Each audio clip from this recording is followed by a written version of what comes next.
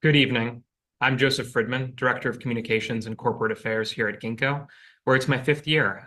During that time, I've had the pleasure and the privilege of working with our investor relations team, usually behind the scenes of these earning calls, and so it's exciting to be supporting you today in this more front-facing role.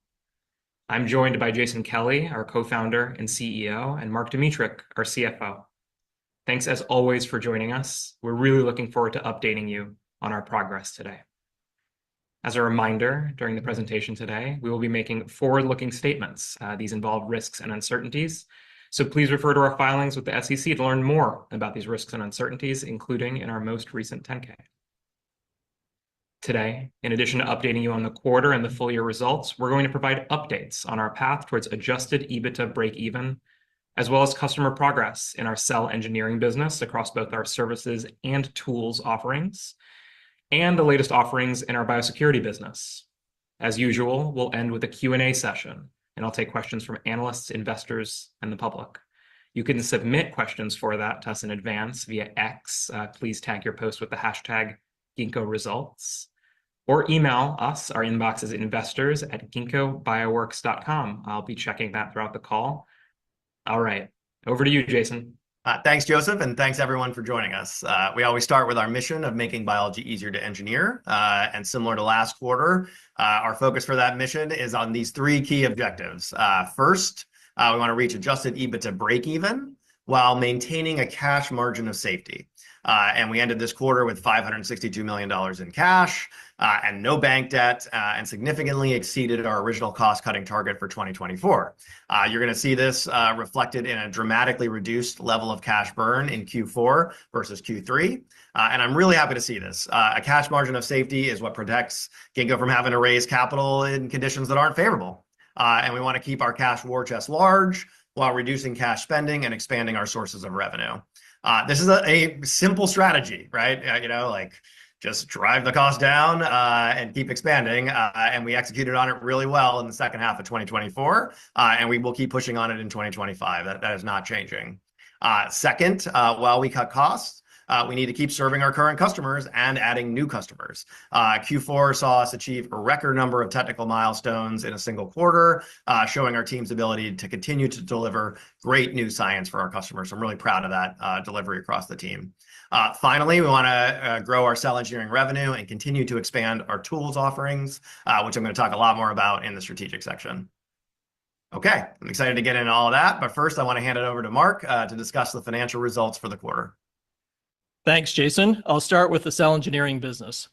Cell engineering revenue was $35 million in the fourth quarter of 2024, up 29% compared to the fourth quarter of 2023. This increase was primarily driven by growth with large biopharma customers and government accounts, partially offset by declines with smaller customers in the industrial biotech segments. As we've discussed previously, this customer mix shift has been a headwind to growth in prior quarters, and so we're very pleased to now see the positive impact of the shift in this quarter's revenue. On a full year basis, cell engineering services revenue was $174 million in 2024.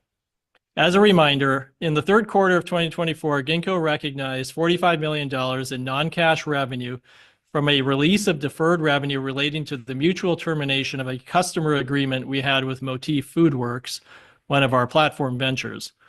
Excluding this impact, cell engineering revenue was $129 million in 2024, down 10% compared to the full year of 2023. This decrease was driven by the customer mix shift discussed previously, along with commercial changes related to the restructuring. In the fourth quarter of 2024, we supported a total of 138 active programs across 85 customers on the cell engineering platform. This represents a 5% increase in active programs year over year. As we discussed on our previous 2024 earnings calls, the nature of programs that we take on with our customers has evolved significantly following our adjustments to commercial terms and the launch of our tools offerings. As such, going forward, we are no longer going to report a new program metric. However, we are going to provide additional perspective on active programs in the quarter, which I will discuss in a moment. Before I do that, I will close out 2024 by noting that we added a total of 31 new programs and contracts in Q4 of 2024, of which 14 were generally comparable in size and scope to historically reported new programs and were included in the current active program count on the prior slide. In addition, we commenced 17 other customer contracts in the quarter that represent a variety of small deal archetypes. These are generally much smaller in scope and shorter in duration. We are very pleased that we've been able to continue the momentum with our biopharma customer base, including 5 new large pharma logos and 7 new data points contracts. Now, going forward, we're going to provide you with a revenue-generating active program count metric that we think will be more useful to analysts that are using this to model revenue. This metric will include all programs that generated revenue in the quarter, including smaller programs that I referred to as other contracts on this slide. Further, in this metric, we will only include programs that were revenue-generating in the quarter. So, for example, at any point in time, we have a significant number of programs that are either just starting or are wrapping up, and so they aren't generating any meaningful revenue. We'll exclude those for you, which will give you a better indication of revenue per program in the quarter, and you can measure how that trends over time in a more meaningful way. In the appendix, we've provided you with a preliminary look at this new metric for the past 4 quarters as a reference, and we welcome your feedback. Now, turning to biosecurity, our biosecurity business generated $9 million of revenue in the fourth quarter of 2024 at a gross margin of 17%. Revenue and gross margin were down quarter over quarter, and as you'll note, lumpy during the course of the year, due partly to the timing of signing of a customer contract in Q2 of this year. On a full year basis, biosecurity revenue for 2024 was $53 million, down 51% from $108 million in 2023. As a reminder, our K-12 COVID testing contracts ended in the third quarter of 2023, and the business has now moved entirely towards building out both domestic and international infrastructure for biosecurity. And now I'll provide more commentary on key items for the rest of the P&L. We've changed the presentation of this slide this quarter to align with our segment reporting disclosures. We believe this will give you more insight into the underlying profitability of our 2 segments, and specifically will give you more information on the cost structure and how that is changing as we undertake our restructuring. A full reconciliation between segment operating loss, adjusted EBITDA, and GAAP net loss can be found in the appendix. Segment operating expenses. So starting with the more significant items in segment OpEx. In the fourth quarter of 2024, cell engineering R&D expense decreased 31% from $73 million in the fourth quarter of 2023 to $50 million in the fourth quarter of 2024. Cell engineering G&A expense decreased 49% from $40 million in the fourth quarter of 2023 to $21 million in the fourth quarter of 2024. These decreases were driven by our restructuring efforts. On a full year basis, cell engineering R&D expense decreased from $336 million in 2023 to $272 million in 2024. G&A expense decreased from $171 million in 2023 to $115 million in 2024. Net loss. So it is important to note that our net loss includes a number of non-cash income and/or expenses as detailed more fully in our financial statements. Because of these non-cash and other non-recurring items, we believe adjusted EBITDA is a more indicative measure of our profitability. And as noted, we are now showing you adjusted EBITDA at the segment level so that you can more clearly see the relative profitability of cell engineering and biosecurity. The significant improvement in cell engineering segment operating loss in the fourth quarter of 2024 compared to the comparable prior year period was due to the previously discussed drivers of improved revenue and reduced operating expenses. Moving further down the page, you'll note that total company adjusted EBITDA in the fourth quarter of 2024 was negative $57 million, which was up from negative $101 million in the fourth quarter of 2023. The principal differences between segment operating loss and total company adjusted EBITDA in the fourth quarter relates to the carrying cost of excess leased space, which you can see was $9 million in Q4 and $26 million in the year. This cost represents the base rent and other charges relating to lease space, which we are not occupying, net of sublease income. We will continue to break that out for you going forward, since that is a cash operating cost that is not related to driving revenue right now and can be potentially mitigated through subleasing. On a full year basis, total Ginkgo adjusted EBITDA was negative $293 million, which was up from negative $365 million in 2023. This improvement in adjusted EBITDA can be attributed to the fact or the impact of the previously mentioned third quarter non-cash deferred revenue release, as well as the restructuring implemented over the last 3 quarters.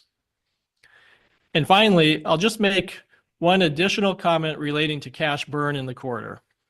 Cash burn in the fourth quarter of 2024 was $55 million, down significantly from $114 million in the third quarter of 2024.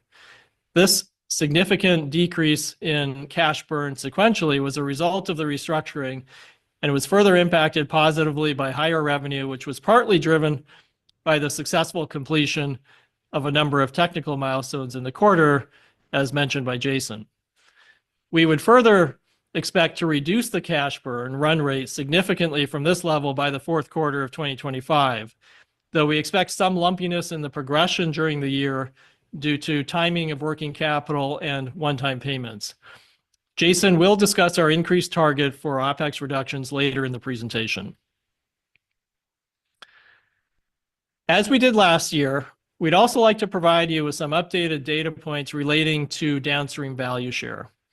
On the left-hand side of the chart, you can see that as of the end of 2024, we have the potential to earn up to $1.7 billion in milestone payments based on customer collaborations previously entered into, with a majority of those payments dependent on successful commercialization of a product. This figure does not include potential royalties. So on the right side of the page, we are showing you the full total of programs for which we currently have downstream value share potential, including those with royalties. While it is harder to estimate the total potential value on royalty deals, you'll see the volume of programs there remains substantial. You'll also see that the decrease in potential milestone payments was approximately $700 million when comparing 2024 to 2023. We do expect reduction in milestones if a program doesn't meet a technical goal or a customer changes commercial direction. Previously, we made up for these decreases with new milestone-bearing programs. But as a result of the commercial changes we implemented in Q2 and our focus on tools offerings that generate near-term revenue, we did not book a significant amount of new potential milestones in the year. Now, I'd like to provide some commentary on our outlook for the full year 2025. Before I get into the cell engineering revenue numbers, there are 2 important points of context. Firstly, I want to reiterate that our primary objective is to reduce cash burn. We like Ginkgo's competitive position and are very encouraged by what we're seeing with our tools offerings. However, we are still selling into a challenging biotech R&D market and are being diligent with respect to new business that we take on. Secondly, the government segment has been a source of growth for us in the past year, and our momentum there has been very strong. However, given current uncertainties in this area, we are baking that risk into the low end of our guidance. That said, then, our cell engineering revenue guidance is a range of $110 to $130 million. We believe we are taking a conservative approach in providing this guidance range. We could see potential upside to this range coming from our new tools offerings, where we have a solid BD pipeline and, as discussed earlier, closed a number of new biopharma deals in Q4.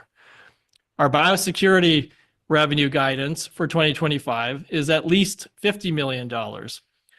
As we have in the past, we are guiding to our approximate current level of contracted backlog for the year, including an expected mid-year program renewal, and have a pipeline of opportunities we are pursuing beyond that.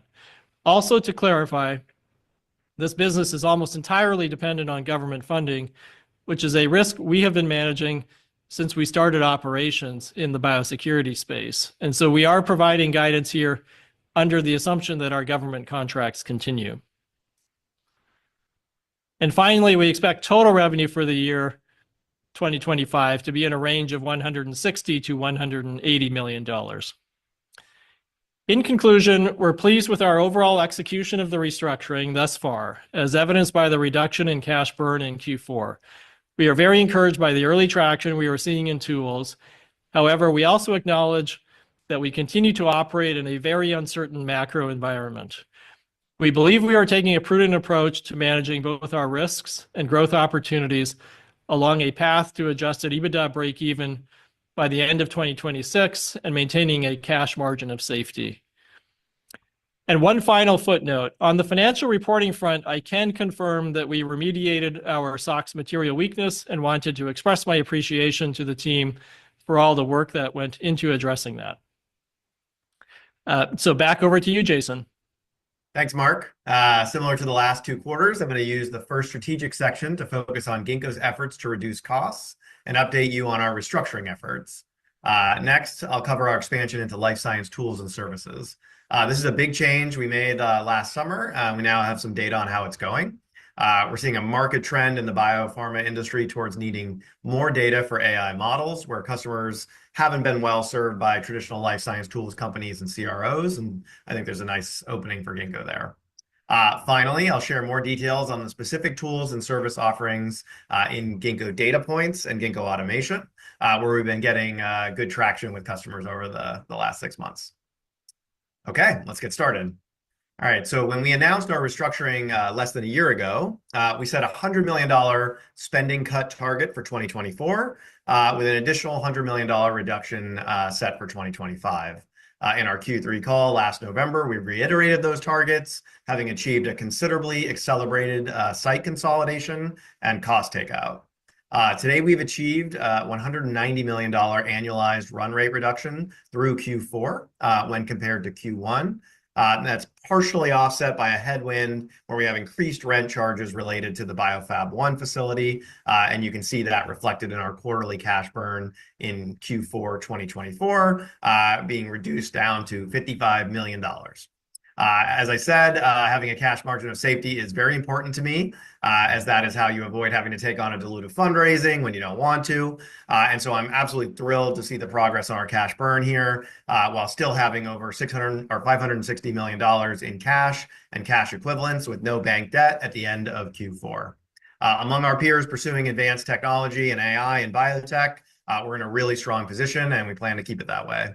I want to thank the Ginkgo team for the incredibly hard work in 2024, while undergoing a lot of change to get us to where we are today. There's still a lot of work to do in 25, but I do really like our position from here. You can see also our progress reflected between Q1 and Q4 of 2024. I really like this chart, comparing total revenue to cash expenses, and that's inclusive of the cost of sales. My goal in 2025, like I said, is keep this trend going. As Mark mentioned, we are being conservative with our revenue guidance in 25, given uncertainty around government R&D funding. Obviously, a lot of changes there. But we've already taken steps to further drop our cash expenses, and I'm hopeful we'll do even better than the $60 million annual improvement that we have as our target shown there. Honestly, this is getting easier as we see what is working and not working throughout the business based on the changes we made last summer. We can move very quickly at Ginkgo. We showed that in 2024, and we're on an even more solid footing now. So the rate that we can make changes should only improve in the following year. I'm also really proud of the team for their quick work in spinning down and moving out of the various sites you see on this map. In particular, their work on the Lesoff acquisition of Altar ensured that we retain critical access to technologies, and overall, the operational team's ability to maintain customer delivery while moving equipment and people has been really impressive. So, we were in too many sites. Those were mistakes that we made over the past couple of years, and being able to, in the face of drawbacks in biotech, move out of those quickly and consolidate around what was working, again, has been really impressive.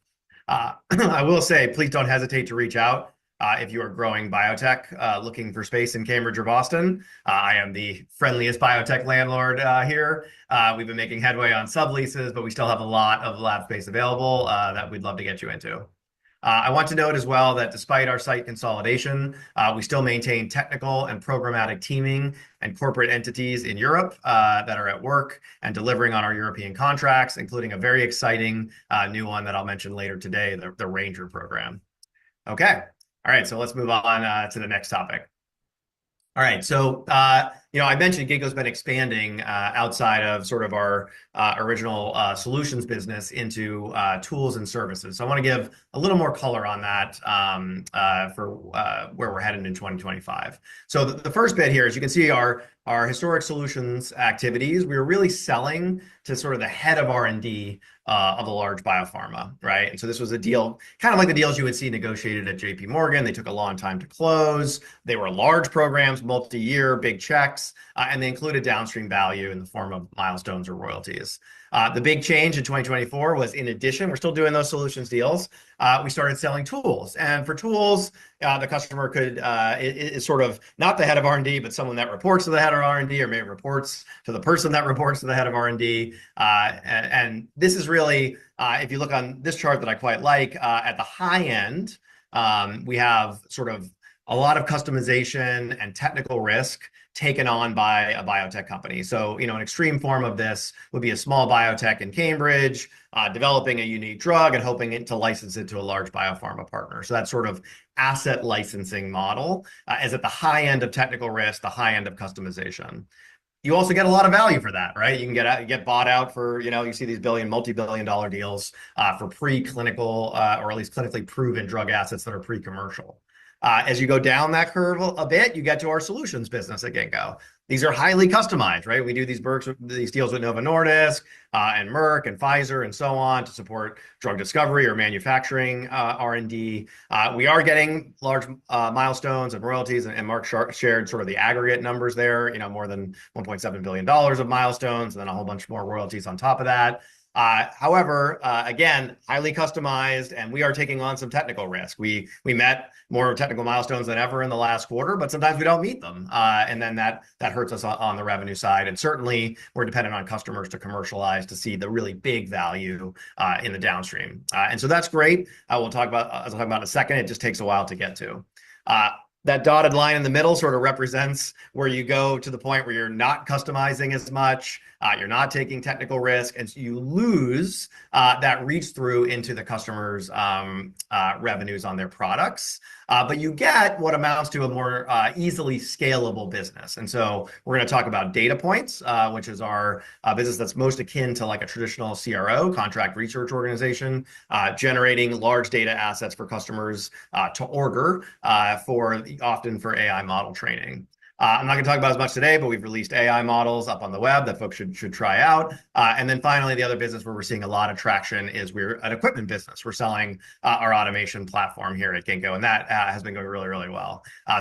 So again, on the left-hand side, we've got larger but longer term potential upside where we get a piece of a customer's products and we get to show every technology at Ginkgo rolled up to do that R&D project for a customer. And then on the right-hand side, it's really the customer scientist driving. We get nearer term fee revenue, faster sales cycle, and a much wider swath of customers. So I think these are very complementary. Us having the solutions business is really helping us sell tools, but they are very different. And so it was a risk jumping into this last year. And so I'm really happy to see that has paid off so well for us. And the reason it has is that we're seeing customer interest in large data assets to enable AI models in the biotech industry. And if you go around and talk to heads of R&D or even the CEOs of pharma companies, you're going to hear that AI is sort of 1 and 2 on their priority list, both internally to drive efficiency in the organization, but also to help them develop new products. And this was really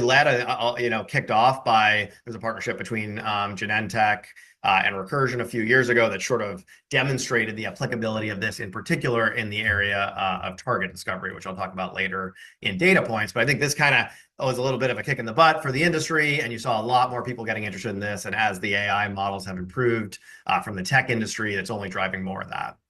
So I want to frame what does this mean for the life science tools industry? So I think on the left-hand side, you can see, and this is a slide I showed, a couple quarters ago as well, the traditional life science tools market, right? It's serving a scientist at the bench. It is maximally flexible. So that scientist has a hypothesis about an experiment they want to run to answer a question that they have based on reading a lot of literature and previous results that they've seen in their work, and they want to run that perfect experiment.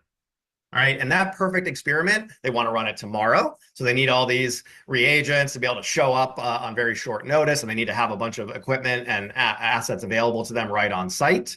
And they want it to be exactly the experiment they want. So, you have these huge catalogs from the big tools providers with, thousands and thousands of SKUs so that scientist can do exactly what they want. By the way, I think this is a really important thing, right? I think we've developed, all of our drugs, biotech, and biological learnings have come from this tools infrastructure. It's just different than the infrastructure you need if you want to generate data for AI model training. And if you want to generate data for AI model training, what you really care about is the cost per data point generated, because these models get a lot better if they see a lot more data. And so in that case, you don't want infinite flexibility. What you want is sort of infinite scale with less flexibility. In fact, you want a lot of the experiments to be done similarly so that the data can be compared well. And so, I think this sort of classic research approach versus what we're calling a data foundry research approach. Again, I think they're very complementary. I don't think we're going to stop doing hypothesis-driven discovery-based science, but I think you're going to have a complement to it where we really need, at all the major biopharma companies, all the major bio research institutes out there, you need the ability to generate large sets of data in order to train models and approach it with this AI-based approach. So I think you're going to see a lot of energy in this direction. We think we're extremely well positioned for this at Ginkgo, but that is the underlying driver that's made adoption of our tools products go so well in the second half of last year. Okay, so now I want to talk a bit more about the two products where we've seen the most traction, which is our data points product and our automation product. So if you go to data points here, the very first thing I'll point out is this is a different business model than we have in our solution. So, when customers are seeing our data points offering, they own all the intellectual property. There's no royalties, there's no milestones. We're really generating large data assets on a fee-for-service basis for those customers. There's going to be two data points products that are already launched, the functional genomics and antibody developability.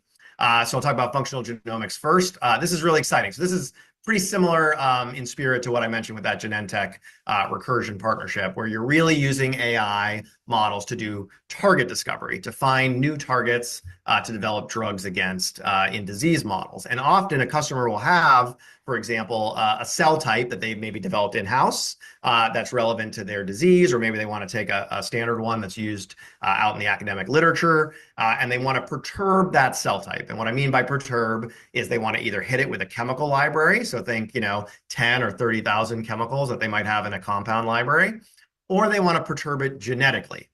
In other words, they want to make CRISPR knockouts of 1,000, maybe 1,000, maybe 10,000 genes in that host cell. And each time you knock out one gene or hit it with a compound, you would like that cell to be in a well.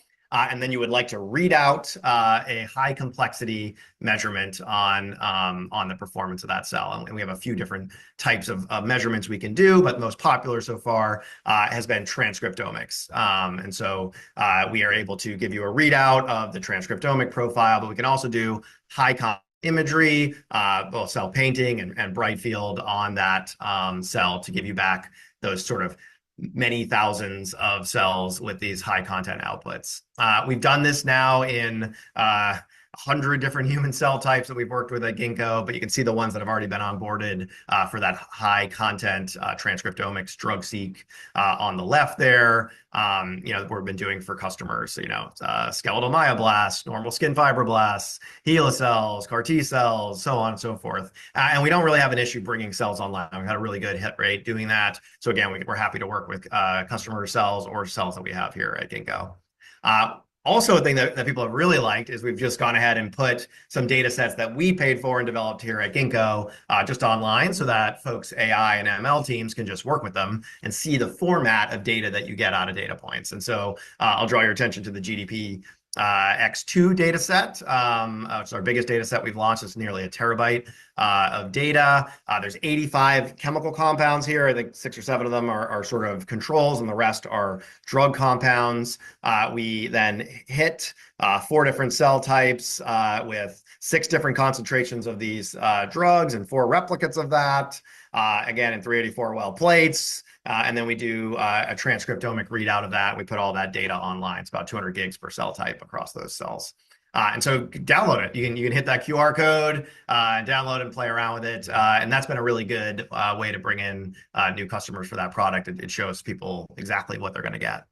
The next product I'll talk about in data points is our antibody developability product. Here, the idea is you can send us 100, you can send us 1,000 antibody sequences. We'll synthesize, express those antibodies, and then run a battery of developability assays on them. And so you can see a list here, but these are things like thermostability and heparin binding and polyspecificity. Some of these are really complex, difficult to run assays. And so being able to get these at a throughput of thousands and get that data back to you again in a very clean AI ML ready format over the cloud, I think is a unique offering in the market. And so we're really excited to have that out there, and we've seen good uptake. And to give you a sense of sort of timing and what programs look like, these are just 2 example projects. The first would be an oncology target ID project where you could see the types of cells that we would go after there. And this is 2,000 compounds in 5 different cell lines, and that's a 10 to 11 week project, and you get that data right back.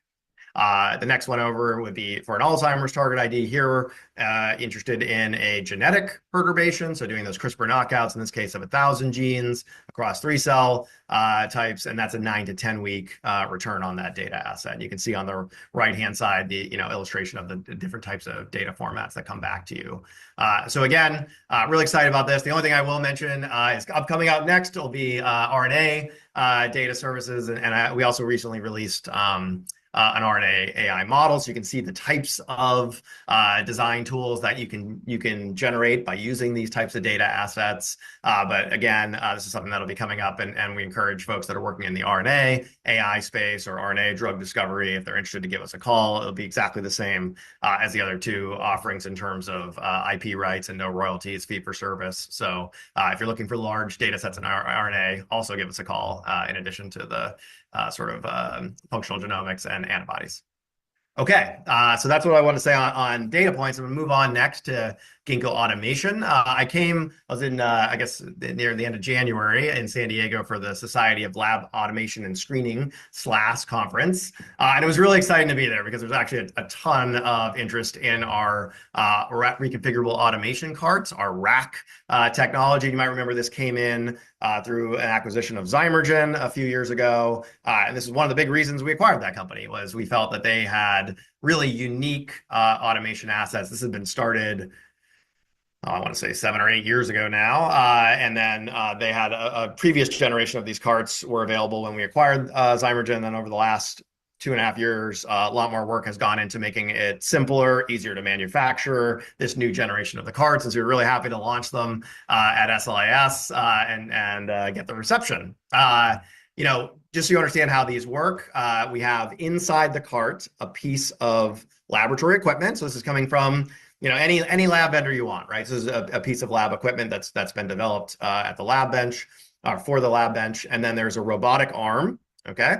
And then there's a piece of magnetics called MagneMotion track, which basically allows you to move a lab plate along a rail, all right? And that's all in the cart, all right, including the rail. And then what you can do is you can stitch parts together. You can see 3 of them put together in this image here, and the samples can move to any one of the 3 arms on those 3 carts and then get delivered to the piece of equipment, okay, inside that cart. And then importantly, the equipment is connected. There's a lot of electronics hardware in the bottom of the cart, and all that goes back to our cloud software. So we can control both the delivery of the samples, the arm putting the sample onto the equipment, and then the equipment itself is controlled by our software. And you can see we're rapidly adding new sort of off-the-shelf hardware integrations. In other words, these are pieces of equipment that we've already put into racks, either based on customer interest or Ginkgo interest because we are users of these systems, and they're already plugged into the software. We're adding new things to this all the time. So if you're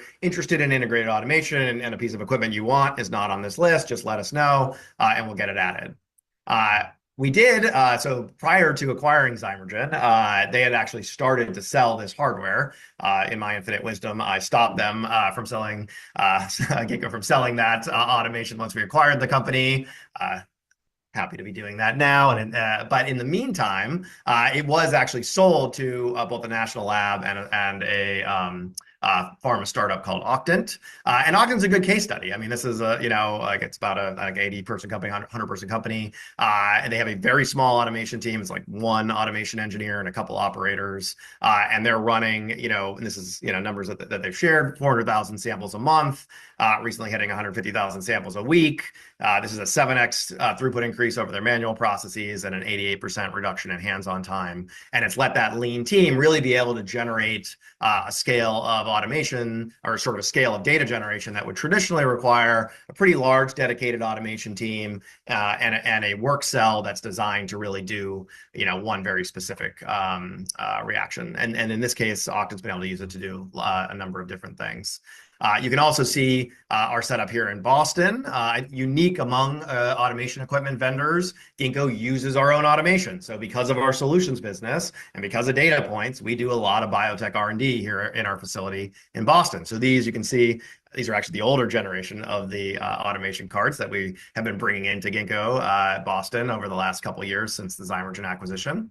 And this is now the schematic of what all the different pieces of equipment are in our setup here in Boston. And what's really neat about it is we originally, aimed this to do NGS library prep. That was the first thing that was running on the rack automation. But then we were able to add DNA assembly and PCR prep and all to the same system by just adding more pieces of equipment, Lego block style, onto those rails. And this is something that people were really excited about at SLAS, because the traditional integrated automation vendors basically sell you a one-off custom engineering project. You're like, I want a high throughput screening setup to look for whatever, a drug compound. This is the assay I want to run. I want to run 100,000 a week. Okay, great. You need this equipment. There's a whole 3D file. There's a custom software build, and everything is built to really do that one setup. And then it rolls out 6 months later. And then if 2 years later, say you change your mind and want a different protocol running on there, you basically are scrapping the thing to build a new one. And so, whereas with the racks, we've been able to expand the system now several times to add new workflows onto one big system here in Boston. And so that is a unique selling prop that folks were really excited about at SLAS. As you can see, this is our booth at SLAS. One thing I'll mention is because we decided like mid-year to start selling the equipment directly, we were like late to signing up at SLAS. So our booth was like at the back next to the bathrooms, and it was mobbed the entire time. So I do think people are really excited about this idea of modularity built into the hardware itself. Okay, so this isn't like there's an improvement in software or something else. These carts took a ton of physical engineering effort for us to get them to the place they are today, where we can just rapidly add them together. And to give you a sense of how rapid, up at the top right, Recursion had a party at JP Morgan, and they were nice enough to invite us to have our automation there. And so there's a cocktail party. We actually set those rack carts up that afternoon and had the system running, moving plates around, getting picked up, put onto the equipment, all just in a few hours. And so that type of speed of a build out is really enabled by the modular automation. I don't think people need to set up an automation system in 3 hours, but it's nice to know that you can. And importantly, it's nice to know and really economically impactful that you can expand and adjust and change it. The idea I like to describe it as is an automation core rather than an automation work cell. So instead of doing one thing, it's really an automation site that you're going to expand and grow as you need new AI protocols or whatever you need to do at high throughput at your company or university. Speaking of selling systems, we just announced back at the end of January that we sold a system to Great Lakes Bioenergy Research Center. Really excited about this. Super excited to see these systems going out in the wild. We have a great pipeline, both before, but importantly after SLAS. A ton of people interested in evaluating these systems now. So please reach out to us if you're interested in either planning to currently build an automation work cell or this idea of an automation core is of interest to you. I'm not going to get into it today, but all of the software that operates the racks is cloud-based.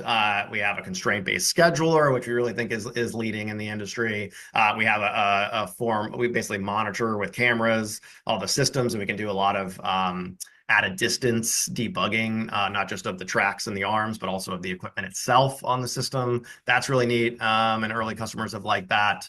And the last thing I'll say is, look, the big dream here on this stuff is that this could become a horizontal platform that sort of standardizes integrated lab automation across the industry. So one of the things I'm seeing is you have all these tech folks that are really excited about AI, applying AI to science and biotechnology, and they sort of run into this issue that there's not a lot of data. Number one, and so they want to be able to generate more data. They go look at how data is generated. It's very expensive and done by hand, and they're immediately jump to the idea that, well, why don't we use robots? Why don't we automate this? And the big challenge is there's just so much variability in the work of doing science. And so I think as an industry, we need to start to come up with standards that allow us to sort of modularize equipment, make it all be easy to connect. Yes, at the software level, but frankly, software is easy. It needs to be easy to connect at the hardware level. And that is what the racks do. And I think they're going to be ahead. I'm really excited about it.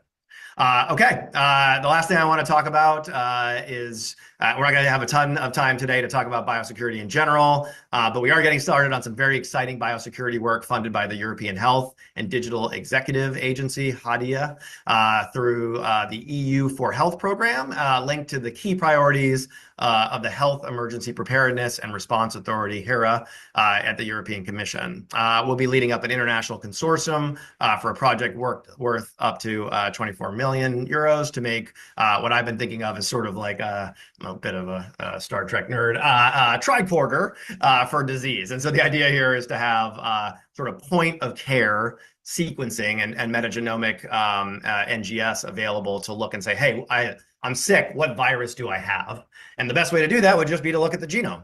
And today that's not really available. There's too many steps between that sample and you actually getting the result. And so it's not really point of care. And so the idea here is, could we start to build out some of those technologies? So I think this is really neat. And this is ultimately the direction that biosecurity needs to go in, right? Like eventually biosecurity should feel almost like a smoke detector, right? Like I would like to know if there's Ebola in this room right now. That should set off an alarm just as much as I would like to know if there was smoke. And so that really requires a lot of breakthroughs over time in being able to monitor circulating DNA and viruses and so on. And I think it is technically feasible, but it's a lot of engineering work, and I'm excited to be kicking off that project in Europe. Okay, so in conclusion, I'm extremely proud of our execution this quarter as we continue to cut back our costs while still delivering on our revenue targets. We continuously deliver for customers across all our offerings, and I'm excited for the opportunity we have ahead of us as we continue to strive towards adjusted EBITDA break-even by mid-2026. All right, now I'm going to hand it back to Joseph for Q&A. Great. Thanks so much, Jason. As usual, for the Q&A, we'll start with a question from the public. I'll remind the analysts on the line that if you'd like to ask a question, please raise your hand on Zoom, and I'll call on you and open up your line. Thanks, everybody.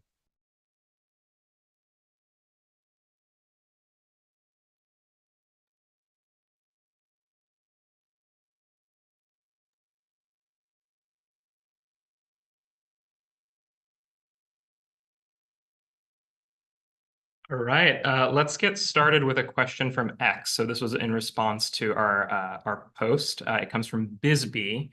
The question is, what are the ideal customer personas Ginkgo needs to close for new client acquisition? And what functional group is the ideal point of entry within these prospects, i.e. C-suite, R&D, strategy, product development?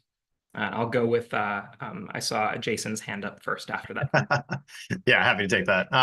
Yeah, I think this is actually a key strength of Ginkgo. Just given our experience in the solutions business, we've engaged with kind of folks all around the R&D stack in these companies. So the short answer is it varies depending on what we're selling. So a solutions deal itself, basically our ideal customer persona there is the head of R&D. If it's a large biotech, biopharma, like a Novo Nordisk or a Merck.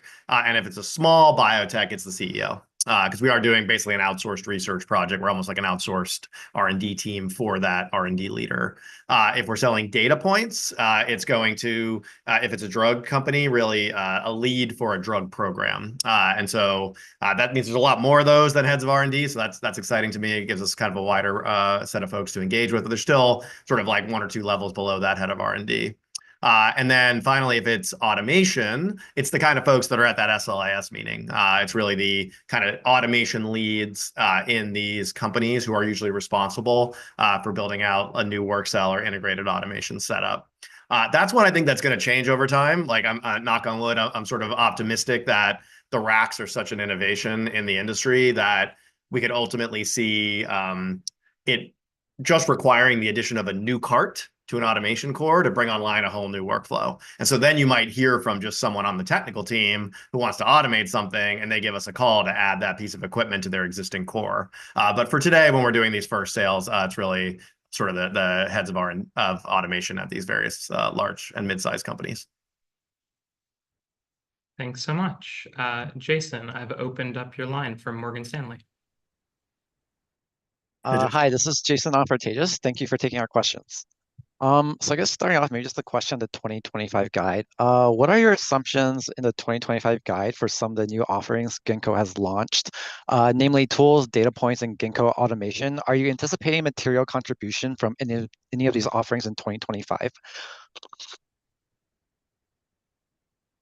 You want to take that, Mark? Yeah, so I'd be happy to take that. So we are, I think, being relatively conservative in the guide with respect to the new offerings. For context, it was in 2024, your sort of baseline is single-digit millions of contribution from that. And so in the guide, I think we're anticipating at least getting into double-digit millions in terms of revenue contribution. And so what you should maybe think of is there is certainly upside opportunity from the tools offerings, but that within the guide, we're being relatively conservative there. Yeah, and the only thing I'll add to that is, we're coming from basically a standing start on that in mid 24, and it's gone well enough that you're seeing me direct more of our kind of sales and commercial effort in that direction. So we'll see. I mean, the AI thing is real win in the sales for data points, especially in the near term, and automation on a slightly longer term. So, knock on wood again, but we are trying to be conservative given it's a new business. Got it. That was helpful. And then maybe just if I could ask a follow-up question, just so you reiterate expectations to reach adjusted EBITDA break-even by year in 2026. Where does Ginkgo need to finish in 2025 from an EBITDA perspective for us to feel comfortable about reaching this target? And then could you provide some color on some of your assumptions that you have embedded regarding achieving this target? So any assumptions regarding the range of revenue you need to achieve? Is the success of either tools or data points or Ginkgo automation criteria to achieve this target? And is the OpEx run rate, once the current restructuring initiative is completed, sufficient, or do you need to pull on additional levers on the OpEx front? Thank you. Yeah, so I'd be happy to take that one. So I think a good way to frame it is to look at where we finished in Q4 of 2024. So that was adjusted EBITDA of negative 57 million. So we talked, so the levers that we have are really revenue cost and then sublease. So on the cost front, we talked about increasing the cost takeout run rate by another $60 million by the end of this year. And so on a sort of quarterly basis, Jason, you would see at least a $15 million contribution to adjusted EBITDA just from that alone. And I'll say, largely speaking, the actions that get us that 60 have already been taken or are in motion. We will also continue to push on the cost lever. So we're not saying we're sort of done there. And so through 2025 and 2026, we think there would be additional opportunities on the cost front. So that's part of the equation to getting to adjusted EBITDA break-even by the end of 26. Then you've got sort of revenue growth, of course, we would expect to be a contributor. And then you've got sublease sort of mitigating the $65 million on an annual run rate basis of excess space cost. Now, on an annual basis, about 8 million of that just naturally expires in 2026. The rest of that we would have to deal with through sublease income it's a challenging market, and so we're not banking necessarily on being able to do that. But that's another sort of piece of the equation. And then I guess the only sort of final point, Jason, would be that downstream value share in 2026 is a real opportunity. There's a fairly significant amount of the programs that we have that would be in play in 2026. Again, we're not necessarily banking on that to get us to adjusted EBITDA break even, but that would be another opportunity that would be in play for 2026. So, so hopefully that sort of frames it for you. Yep. Yep. My only addition to that, Jason, is I think if you look at biotech market today, right, it's generally like a tough market. You're having a hard time, less investment in R&D, and so on and so forth. And we have launched these new products, which again, I'm happy they're going well, but they are new for us. So you see us being conservative on revenue guide because from my standpoint, costs are under our control, right? So as we march to break even, I'm going to be looking at that, right? If we're doing better on revenue, great. If we're not, we'll take out costs. It's not that's the equation. It's not more complicated than that. And I do think we have plenty of levers. That was helpful. Thank you, guys. Yep. Awesome. Thanks, Jason. Evie from Goldman, you're up next. Your line's open. Hi, thank you for filling in for Matt tonight. Hey, how should we think about the margin profile differences between the traditional foundry data points and automation? I understand it's early days and revenue is limited at this point, but just trying to get a sense for where growth will help push you towards EBITDA breakeven.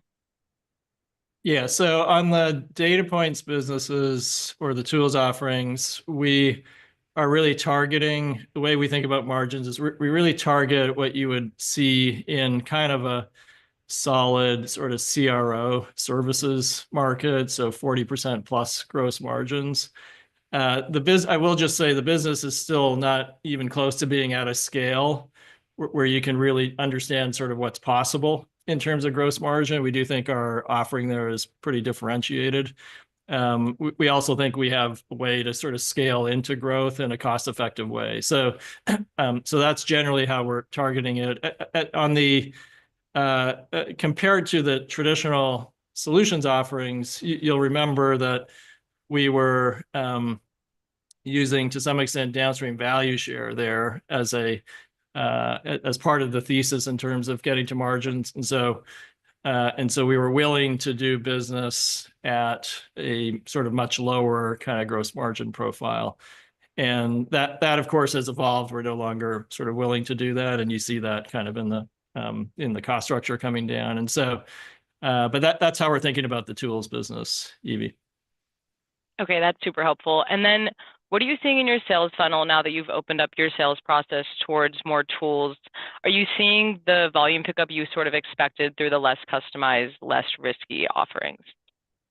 Yeah, this is something I'm super excited about. I mean, I think Mark mentioned it, but we had I think 7 new data points deals in the last quarter. We had 5 new logos to Ginkgo, right? Like what we found with the data points. In fact, I had a customer here today who was like, "Oh yeah, I talked to you all a year ago or a year and a half ago, and we kind of left saying like, wow, we can't really get behind like the royalties and milestones for this kind of a project."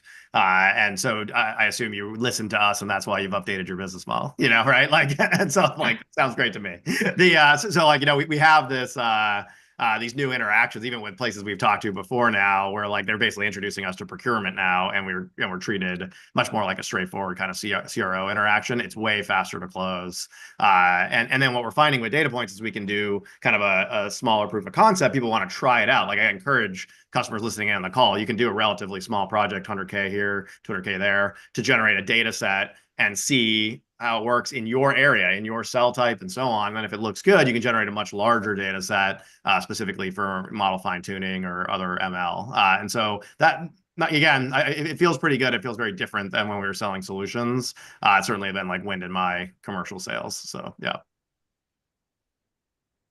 Automation's a different crew.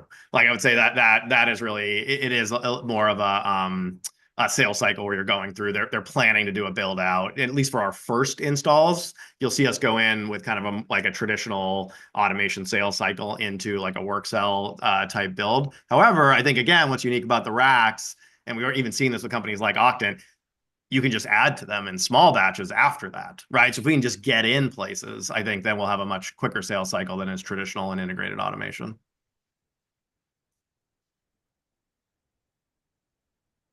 Okay, Mark. Awesome. Yeah, Mark from BTIG. Yeah, your line's open.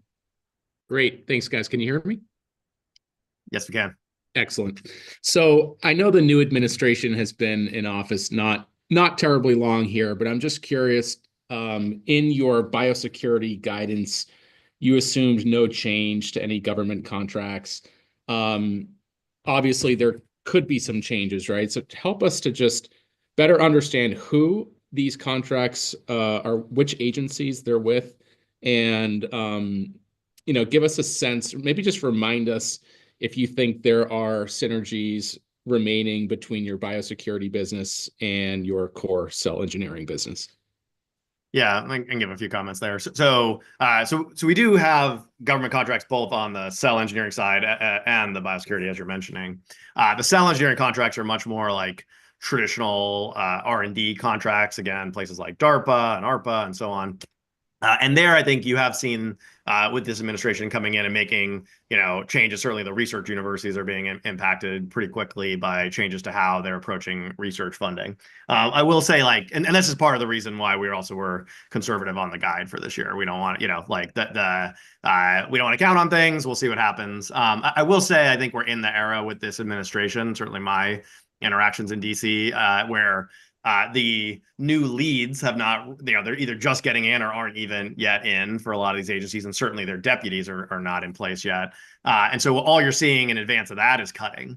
What I think is going to be interesting about this administration is once those leads are in, I think you're going to have some people that do have certain vision for things. It's going to be potentially different than the visions of people that have come before. And they're going to want to move on it just as aggressively and quickly as you've seen them move on the cuts.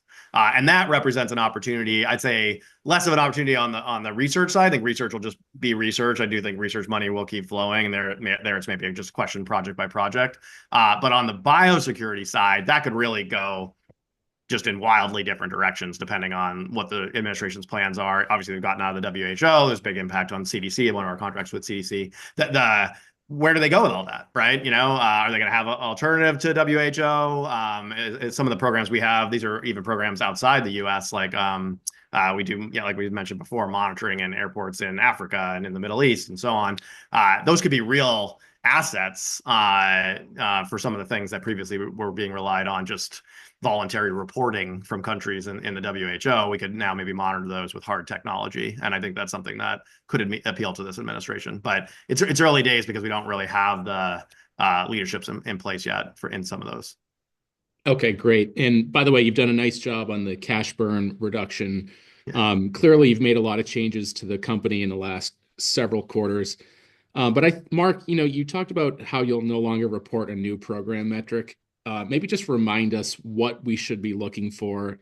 Obviously, we can track your cell engineering revenue, but remind us how we can what other ways can we track the health of your funnel and your business going forward? Yeah, so what you'll get is I would say an enhanced version of the current active program metric. And if you look at the appendix of the presentation, you'll get a preliminary view for the last 4 quarters of what that metric looks like, and would be happy to talk about it with you offline further and get your feedback on that. But you'll get sort of an enhanced current active program metric that will give you a better sense of what the real revenue per program at Ginkgo is. Because as I mentioned on the call, the metric you get right now includes a lot of programs that are either starting or stopping and therefore aren't contributing revenue. And so when you try to take revenue divided by that program count and do the analytics that you all do, you're not really getting a sense of what revenue per program is. So this will give you a better sense of that. And because you'll have 4 quarters of history, you'll be able to see how that's trending over time. And that's what I would use to model revenue. But we can talk about that in a little bit more detail offline. Okay, thanks, guys. Thanks, Mark. Thanks, Mark. And yeah, I appreciate the compliment on that. And again, I'll give a shout out to the team for an enormous amount of work to get that cash burn down in Q4. it is top of mind, and a lot of what you see, I showed that slide there where we're, get the revenue up, bring the cost down, and they line up, and there we go. And I like Ginkgo's position, as I mentioned, in terms of, from a technology basis, the things we've accumulated, the talent we have here. If you look across the industry, it's tough times in general, and I think if we can get to that point where we're even close to break even in the near term, that allows us to be sort of like a port in that storm. And so I do think that's a really important thing, and that's why we're putting so much effort into the cost takeouts. Brendan. Yeah, thanks, Mark. Yeah, Brendan from TD. Your line's open. All right, great. Thanks for taking the questions, guys. Maybe just piggybacking on some of the AI commentary, I actually wanted to ask how you're thinking about growth trajectory of some of these newer offerings. I fully understand it's early days here. But just from a high-level strategy perspective, should we anticipate any shift in priority and maybe timing for kind of expanding these newer products, just given all the headlines in recent months? And then I guess, honestly, related to that, just wondering if you see any potential synergies with your biosecurity offerings there moving forward. Thanks very much. Yeah, so I think I mentioned this a bit in the talk, but the interest in AI and it's really the mid and large kind of biopharma, biotech companies is what's driving all the interest in data points, and even like on a second order basis, a chunk of interest in the automation. So I do think that'll keep going, right? Like it's not going away, and I think you're seeing the success of the models just in driving efficiency across things like clinical filings and all this stuff, making it very obvious to leadership that it would be nice to see similar gains in their research outputs. And so I think that's kind of driving it. I think then, like I mentioned, you quickly run into this realization that even at these large biopharma companies, the existing data sets you have across the many, hundreds of drug development programs you would have done over the years, were all done in like slightly different ways with different controls and different data standards. And then also they were done at the lab bench. And so very smart science was done, but maybe not huge data assets were generated. And so everyone, I think, was kind of originally hoping, I'll just go mine all this data we already have, and surely that will let me train these models. And then the realization has set in that actually you mostly need to generate new data. And so that I would say that, like, hey, we're interested. Oh, we've done the 9-month cycle to look at our existing data and realized we want to make new stuff, or even new just relevant to our new drug programs. Has kind of clicked through, and that's why you're seeing this new demand. So I do think that will keep going. When it comes to biosecurity, I think, yeah, I mean, one of the things, look, I cannot emphasize how poor we are as sort of a species at establishing biosecurity so far. But you can absolutely imagine a future world where you have basically rapid at-site DNA sequencing. That sequencing is getting sent up into the cloud, and it's being analyzed across thousands of collection sites by AI models that are basically looking for things that look bad. And this is roughly the analogy would be like what you see with cybersecurity, right? Places like Microsoft and others who are monitoring across many, many endpoints see an anomaly. They're like, that's a new virus, and then are able to try to contain it, and then also push patches and update. We got to get to this place when it comes to viruses. It's just literally crazy. And so I do think that type of infrastructure, getting that in place, is absolutely going to involve AI analysis of just the raw amount of genomic data. But the first step is start collecting the genomic data. And that's really what we've been putting in place to begin with. So I think there's a little bit of like, I think the data collection is probably the driver initially for this stuff in both cases. All right, great. Thanks, guys. Appreciate it. Yep. Yeah, Matt from William Blair, your line is open. Hey, Matt. Hey, good afternoon, or evening, Jason. Yeah, hey. A couple times you Might have lost him. We've We- got we to come lost back. Matt. My Back, Matt. apologies. We see you again. You want to Sorry. start that question again? Yeah, sure. Do you have me? Yeah. Sure. So a couple times you've referenced an effort to be conservative with guidance, and obviously a challenge over the last couple of years was in these very long sales cycles, given the complexity of deal that you were targeting, and you did a lot of work to simplify that and really work with customers to reduce sales cycle, kind of meet them where they're at. Can you just help us when you say more conservative? Does that just reflect shorter sales cycles, so more data around close time? What is kind of the early data points around the tools and data points offering in terms of close time? How do you really arrive at confidence this is conservative guidance? So yeah, I'll start by saying, Matt, on the solution side, remember we do programs that in many cases are multi-year programs. So we're coming into 2025 with a pretty substantial backlog of business that we need to burn, and this is on the sort of commercial side of the company with lots of like good customers and longstanding customers. So there's sort of a base of business that's already baked in.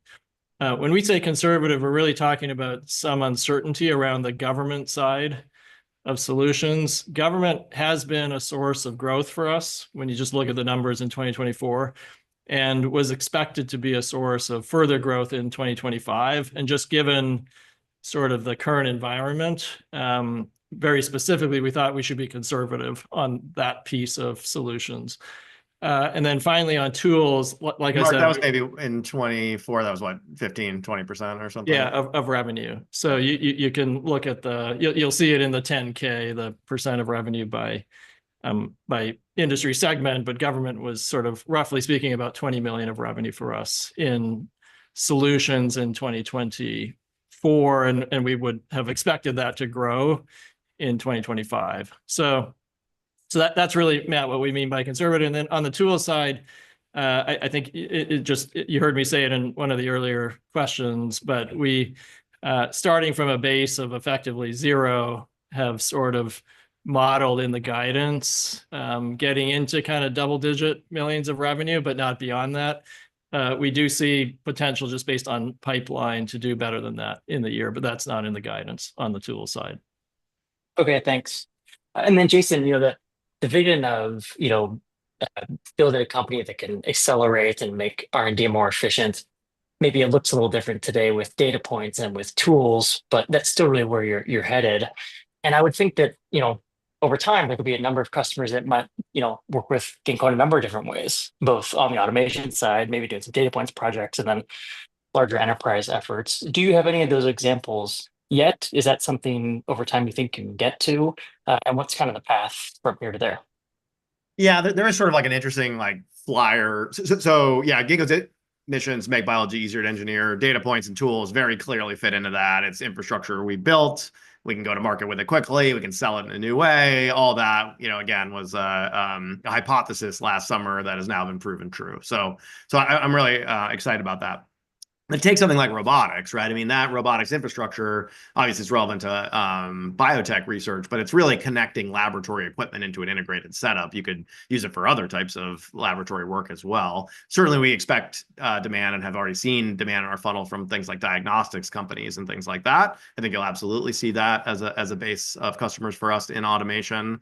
But you're also seeing some efforts from like the large tech companies, like I was on a panel with the head of R&D for Microsoft, and like they're doing like AI for science. Google, who is a strong partner of ours, they just came out with a co-pilot for scientists, which is actually pretty amazing. And so I think you are seeing the frontier AI labs say, well, these reasoning models at the high end, one of the use cases could be changing how we do scientific and engineering discovery in the world. And if you want to do that, then those models need to interact with the real world. They need to be able to run experiments. And so again, I feel like automation could be a really big part of that. That's not a big part of my, revenue plans in 25, although we do have some, we have contracts just on data generation with major tech company, but it is, I think, a thing to watch. And if that becomes an actual big area of investment among the major tech players, you can expect Ginkgo to be right there. So for example, we'll have our racks at the big NVIDIA event. So if you're happening to go to that, you can check them out in person there. Yeah. Very good. Thank you. Yep. Thanks for bearing with me there, Matt. Jason from Morgan Stanley, if you have any other questions, happy to take a second one, but if not, I'll close with a retail question. Okay. So a retail question, this comes from Cabalis. The question is Ginkgo revenue impacted at all by avian flu, potential pandemics, et cetera? Matter of personal concern. So I appreciate you guys answering it.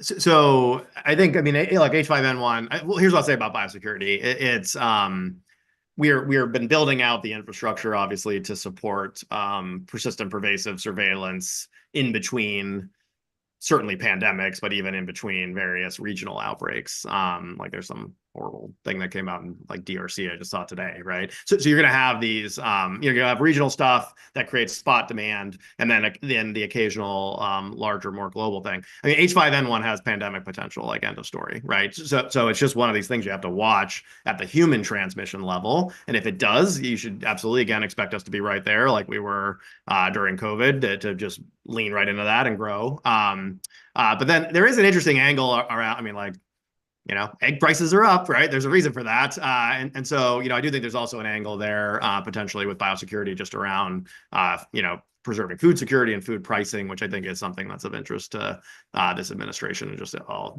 everyday folks. And so I think that's another angle for biosecurity in the future. But obviously, we pay the most attention to the human stuff. Thanks so much. Thanks everybody for joining us. Yeah, thanks everyone for the time today. Appreciate it. Questions.